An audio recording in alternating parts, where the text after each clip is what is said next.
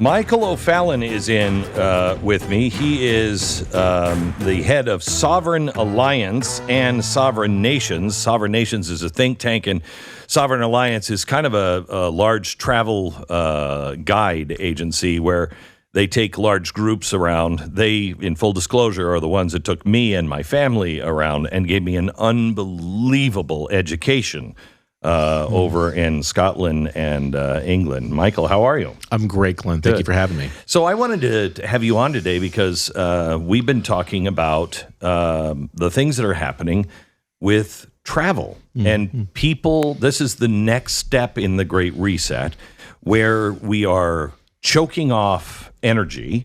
We are moving to electric cars, but people don't understand that we are also choking off air travel.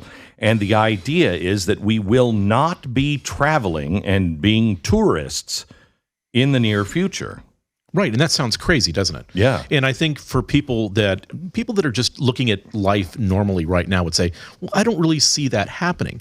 But you really need to see that it's happening. It's happening gradualistically, just like with everything. It's dripping. It's slowly becoming to where it needs to go in order to basically change your conception of travel.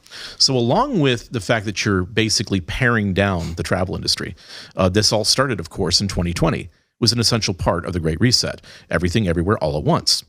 And so with travel, you start to move to a point where by the time we get to 2030, where you have absolute restrictions on air travel because of the fact that environmentally we have to meet our 2030 goals. You're going to have restrictions on the cruise industry. And people say, well, I just don't see that happening. It's like you already experienced it in 2020 and 2021. What do you think that they did with the vaccinations? None of that was working anyway, but they still kept their vaccination policies in place to make sure that you have people that are in a favored status and those that are in a non-favored status. So we've already accepted that. We've already played by those sorts of rules, but now it's going to be fully implemented in terms of ESG metrics. So you would think that there's so much money involved in the tourist industry and in the cruise lines and everything else that they would never do that. Well, they were basically being forced to. If you had been to any of the larger travel conventions and exhibitors and so forth, what you've seen over the past several years is basically we've been lectured to. I was at IMEX in 2019 in Las Vegas, massive travel and tour convention. And the thing that was pressed upon everybody there is that you must be in step with the 17 Sustainability Development Goals of the United Nations. And actually they had two folks from the United Nations there to tell us all of this. And so we went through all 17, different sustainable development goals. We were explained how this is something, if you want to participate in the travel industry, you must get in line with.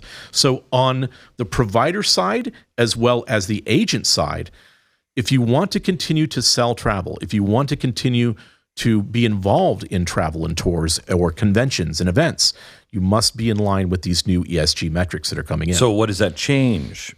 How does that change the travel industry? Well, I mean, what happens is that the travel industry, basically, just like every other industry, how you've seen the automotive industry right now, it's not by mistake that every single car manufacturer is going electric, and mainly it's because of the fact that you have massive investment by folks like BlackRock, Vanguard, State Street, et cetera, who've come in, and they've come into almost every single sector of travel and said, here's the change that we're going to have. Same thing them coming into the petroleum industry.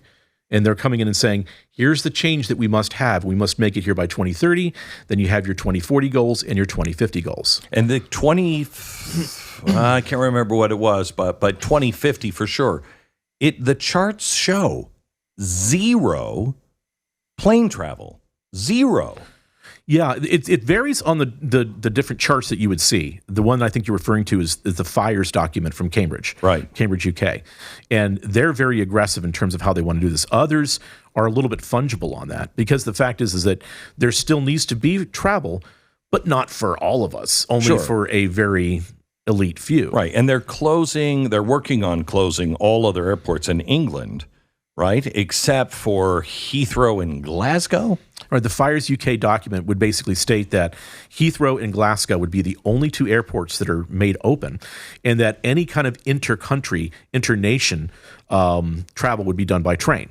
But then those trains as well have to meet net zero targets. They have to be all electric. Correct. So, we have to all start moving towards this point, or else you don't have the opportunity to travel. Did you see I think it was in Vanity Fair, the magazine where even the people who make the cartoons that you don't understand, they don't understand. But it was all about how, you're kind of, you're gauche now if you think you should travel. Having people say, oh, I was just in Paris, is a sign of ignorance, something I've never seen before. They're already starting to lay the ground that travel is something that you don't want to do. Well, exactly. I mean, it's the fashionable thing right now to say, oh, I hate travel, and which means then you can look down on anybody that decides that, hey, I'd like to do a vacation in the UK and learn about some history and see some things and enrich myself and my family and so forth with history. And they're saying that you can do that through VR. Right. Which I drove yesterday from Las Vegas to St. George. There's no way you could do that through virtual reality or through the metaverse. Correct. That was an amazing car ride up the 15. There is a difference between, I wouldn't mind being able to put VR on and go inside one of the pyramids, but it's not the same as going and standing at the pyramids. There is a spirit to places that you won't capture. There's places where you stand and, we were at the London School of Economics and standing there, I know what happened there and what is happening there. And standing there and just turning around and looking at the buildings and feeling it is different. You're in the place where the idea of critical consciousness started to be infused into education. But then you're seeing all the things as well that are demonstrating what their goals are. And the thing is this, I believe that people, because we're being transitioned from a real analog physical world into a digital, hyper-real, completely digital, world where there is nothing that you can really put your hands on. There is nothing that is demonstrably true. So it's all what somebody wants to make true. So if you're in virtual reality, how much of that is real? How much of it is manipulated by After Effects or whatever the case may be? So I think people have a passion to experience the real and not something that is fake. You were talking about an ABBA concert and so forth, which was amazing. Amazing. It's the ABBA concert in London that everything is 3D. Yeah.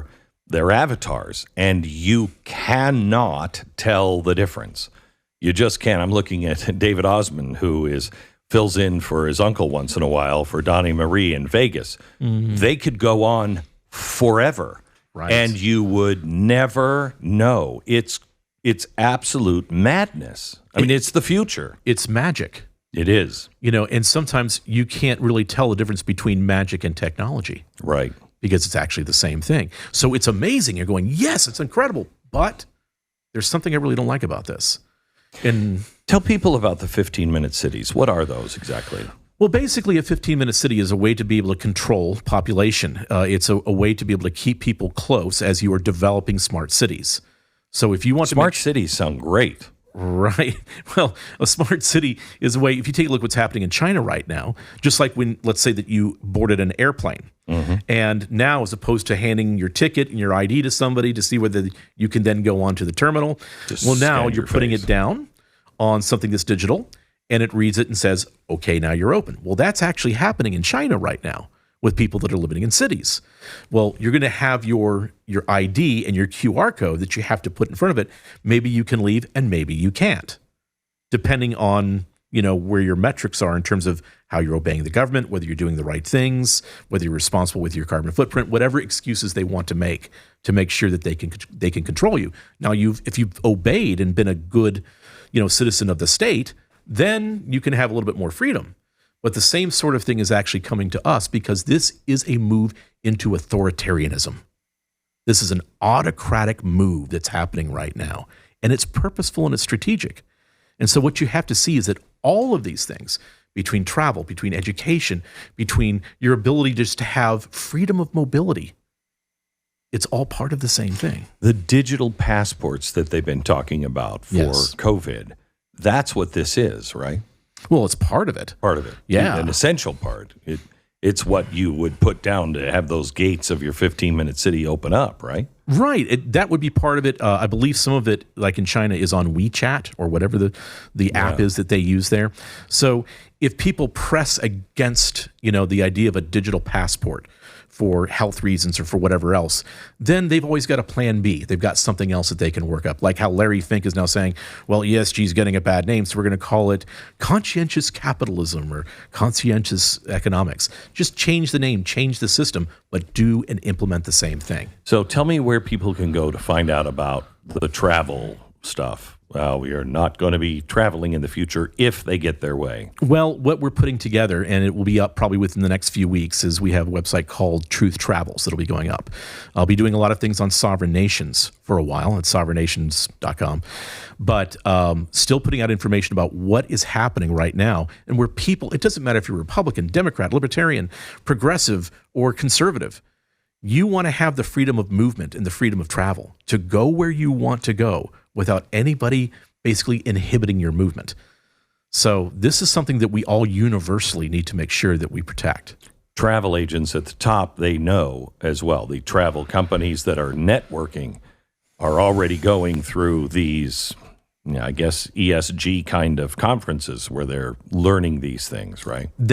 So there's two different aspects to it. ESG, and part of that ESG is the S in social. So there's the diversity, equity, inclusion part of it, and then there's as well the environmental, this kind of earth worship that we're involved in right now, this terra carta, if you will, kind of guidance. You taught me about that in England. I had never heard of. I'd heard of the Magna Carta. I had never heard of the Terra Carta, which has been introduced by King Charles, and it is the rights of the earth, which correct seem to usurp the rights of man. It supersedes it, yes. Yeah. Perfect. Michael O'Fallon, thank you so much. We'll talk again. Michael O'Fallon from Sovereign Alliance or Sovereign Nations is where you can go to get more information, sovereignnations.com.